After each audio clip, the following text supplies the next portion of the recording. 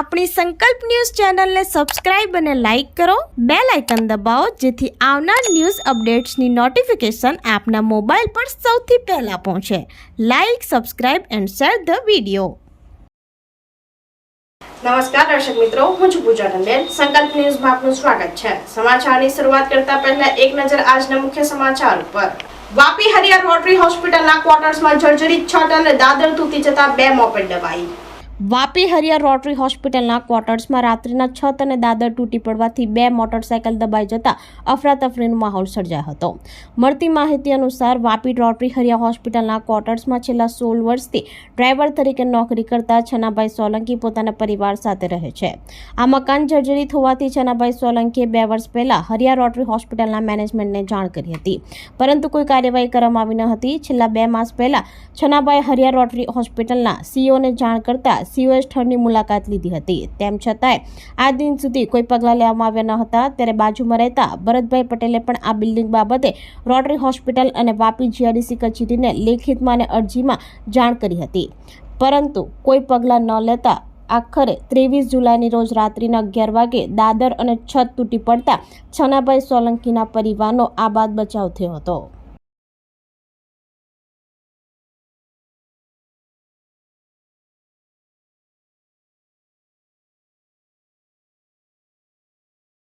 Vapi GIDC ની કંપનીના ગેટમાંથી કલરવાળું પાણી નીકળતા પ્રદૂષણ ફેલાવવાની પર્યાવરણ પ્રેમીઓમાં બૂમ. વરસાદ સાથે કલરવાળું પાણી ગટરમાંથી બિલખાડીમાં વહેતા જીવજંતુ માછલીઓને અસર થવાની દહેશત. વાપી જીઆઈડીસી વિસ્તારમાં આવેલ કંપનીના ગેટના અંદરથી કલરયુક્ત પાણી ડ્રેનેજના ગટરમાં છોડતા પ્રદૂષણની બૂમ ઉઠી રહી છે. આ કલરવાળું પાણી કેમિકલયુક્ત છે કે નહીં તે જીપીસીબીની ટીમ તપાસ કરે એવી લોકોમાં માંગ ઉઠી રહી છે. આ કલરવાળું પાણી ગટરના અંદર પસાર થઈ બિલખાડીમાં વહી રહ્યું છે, જેના કારણે નદીઓમાં આવેલ જીવજંતુ માછલીઓને નદી કિનારે વસેલા ગામ લોકોને મુશ્કેલીઓનો સામનો કરવો પડશે. ત્યારે આવા કંપનીઓ વિરુદ્ધ કડક પગલાં લેવામાં આવે એવી લોકો માંગ કરી રહ્યા છે.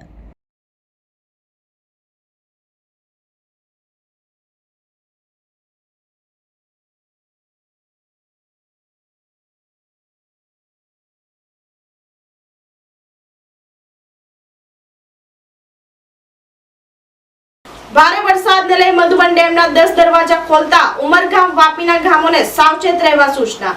વલસાડ જિલ્લામાં સતત 3 દિવસથી અવિરત વરસાદ વરસી રહ્યો છે. આ સાથે ઉપરવાસમાં પણ ભારે વરસાદને લઈ મધુબન ડેમમાં સતત પાણીની આવકમાં વધારો થવા પામ્યો છે. ત્યારે મધુબન ડેમના 10 દરવાજા 1.30 મીટરે ખોલી વાપી દમણગંગા નદીમાં પાણી છોડવામાં આવી રહ્યું છે. ડેમમાં પાણીની આવક 42,088 ક્યુસેક્સ અને ડેમમાંથી 49,053 ક્યુસેક્સ પાણી છોડવામાં આવી રહ્યું છે, જેને પગલે ઉમરગામ વાપીના 13 જેટલા ગામોને સાવચેત કરવામાં આવ્યા હતા. તંત્ર દ્વારા લોકોને નદીના પટમાં ન જવા સૂચના આપવામાં આવી હતી.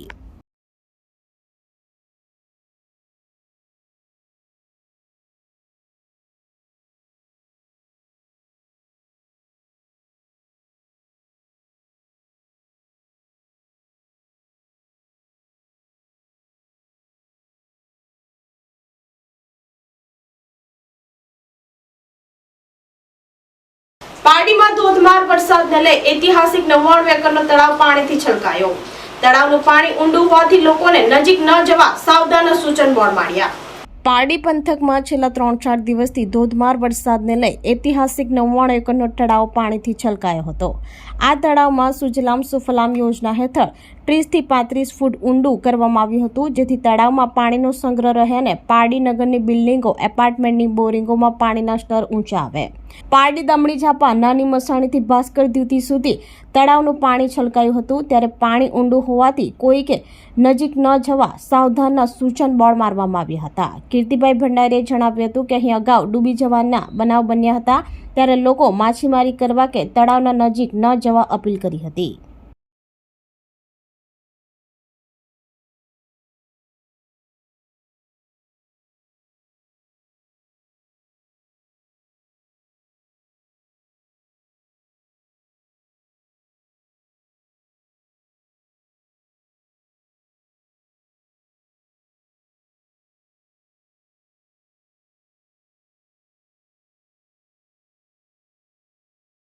આપણે પારડી ખાતે દક્ષિણ ગુજરાતનું ઐતિહાસિક તળાવ 99 એકરનું તળાવ છે આપણો, અને જ્યારે સરકારશ્રીની તળાવ ઊંડા કરવાની યોજના આવી ત્યારે આપણે સામે જોઈ શકીએ છીએ જે તળાવ છે 30 થી 35 ફૂટ ઊંડું તળાવ ખોદીને કરવામાં આવેલું છે અને અત્યારે આ 3-4 દિવસથી સતત વરસાદ પડી રહેતા તળાવ લગભગ સંપૂર્ણપણે ભરાઈ જ ગયું છે અને આજે વચલી પાર્ટથી આ તળાવના 3 પાર્ટ છે તો આ મેઇન પાર્ટ ભરાઈને આ બીજા પાર્ટમાં જાય બીજામાંથી ત્રીજામાં પાણી જઈ રહેલું છે.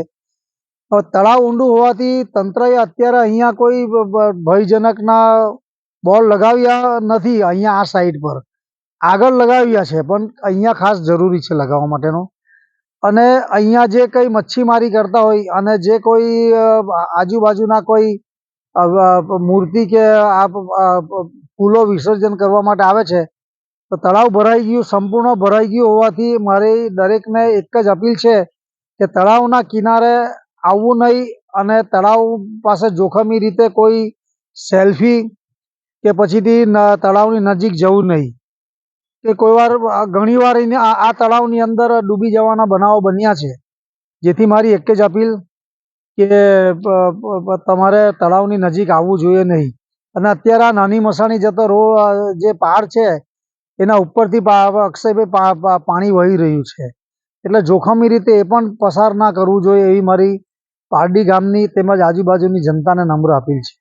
ભરૂચમાં ધોધમાર વરસાદને પગલે અનેક વિસ્તારમાં જળબંબાકારની પરિસ્થિતિ સર્જાતા શાળા કોલેજો બંધ રખાઈ. ભરૂચમાં શરૂ થયેલા ધોધમાર વરસાદને કારણે ભરૂચ શહેર અને તાલુકાઓમાં જળબંબાકાર જેવી પરિસ્થિતિ સર્જાઈ છે. શહેરના નીચાણવાળા વિસ્તારોમાં પાણી ભરાઈ ગયા ત્યારે ભારે વરસાદને કારણે લોકોના જનજીવન પર અસર વર્તાઈ છે. ત્યારે ભરૂચ જિલ્લામાં ઓરેન્જ એલર્ટ આપવામાં આવ્યું હતું. જિલ્લાના અનેક વિસ્તારોમાં પાણી ભરાઈ ગયા હતા. હવામાન વિભાગે આપેલી આગાહી મુજબ વરસાદી સિસ્ટમ સક્રિય થતા સમગ્ર દક્ષિણમાં ભારે વરસાદની આગાહી વચ્ચે ભરૂચ જિલ્લામાં મધ્યરાત્રિથી શરૂ થયેલા ભારે વરસાદને કારણે ચારે તરફ પાણી જ પાણી ફરી દીધા હતા. શહેર જિલ્લામાં નીચાણવાળા વિસ્તારમાં પાણી ભરાઈ ગયા હતા. ત્યારે શહેરમાં ફુરજા, ચાર રસ્તા, પીરકાટી, ચીપવાડ, સેવાશ્રમ અનેક વિસ્તારો અને સોસાયટીઓમાં પાણી ભરાઈ જવાને કારણે લોકો મુશ્કેલીમાં મુકાયા હતા.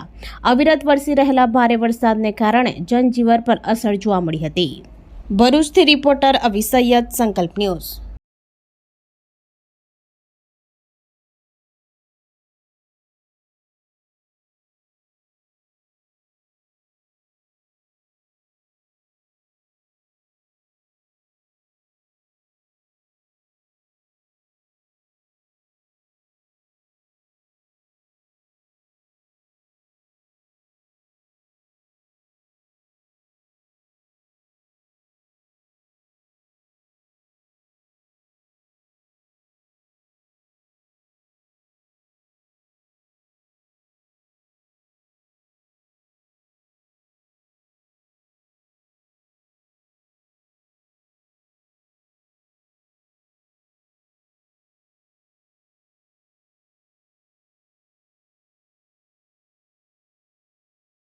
આજે સવારે 4 વાગ્યાથી વહેલા ભરૂચ જિલ્લામાં ખૂબ જ હેવી રેઇન જોવા મળ્યો. ખાસ કરીને હાંસોદ તાલુકા, ઝઘડિયા, વાલિયા, નેત્રંગ અને અંકલેશ્વર એમાં ખૂબ વધારે હેવી 4 થી 8ના સમયમાં વરસાદ રહ્યો. 8 વાગ્યા બાદ ભરૂચ તાલુકાનો ખૂબ વધારે વરસાદ રહ્યો છે અને હાલ જંબુસરમાં વરસાદ વધારે જોવા મળી રહ્યો છે. આ સ્થિતિને જોતા કેમ કે જંબુસર, આમોદ વગેરેમાં ઓછો વરસાદ હોવાથી 3 તાલુકાઓમાં અમે સ્કૂલ ચાલુ રખાવી. ત્યાં પણ અમે લોકલ લેવલ ઉપર છૂટ આપી છે કે જ્યાં વધારે પાણી દેખાય, વરસાદ દેખાય તો ત્યાં રજા રાખી શકાય. બાકીના તમામ તાલુકાઓમાં અમે શાળા, કોલેજો, ITI, આંગણવાડી તમામ પ્રકારના શિક્ષણ કાર્યને આજે અમે રજા આપેલી છે. એ ઉપરાંત ભરૂચ સિટીના વિસ્તારોમાં પાણીના ભરાવાના પ્રશ્નો આ વખતે અમે અત્યારે જોઈ રહ્યા છે તો એની પણ અમારી ટીમ ફિલ્ડ ઉપર છે. ઇન્દિરાનગર વિસ્તારમાં ને એમાં પણ અમે થોડું એડવાન્સ લોકોને થોડા ત્યાંથી શિફ્ટ કરી અને થોડી ઊંચી જગ્યામાં લઈ લીધા છે અને હાલ વરસાદ રોકાયો છે એટલે એવી અપેક્ષા છે કે 1-2 કલાકમાં પાછું પાણી ઘણું નીચે ઉતરી જશે. અમારા તાલુકા વાઇઝ જે ફ્લડના નોડલ અમે રાખેલા છે, તમામ નોડલ ઓફિસર્સ હાલ તાલુકામાં છે અને મોનિટર કરી રહ્યા છે. By and large the condition is under control, the situation is under control. ફક્ત અમુક વિસ્તારોમાં જે હેવી પાણી જે જોવા મળી રહ્યા છે દેટ ઓલ્સો એવું નથી કે ખૂબ વધારે જેને કહી શકાય, પરંતુ ત્યાં વાહન વ્યવહારને બધું જે ડિસ્ટર્બ થઈ રહ્યું છે સિટીના વિસ્તારમાં એ બધા વિસ્તારોમાં અમે પાણી ઝડપથી નિકાલ થાય એ પ્રકારનું આયોજન આજે કરી રહ્યું છે. તો આ તાજના સમાચારો. નવા સમાચારો સાથે કાલે ફરી મળીશું. નમસ્કાર.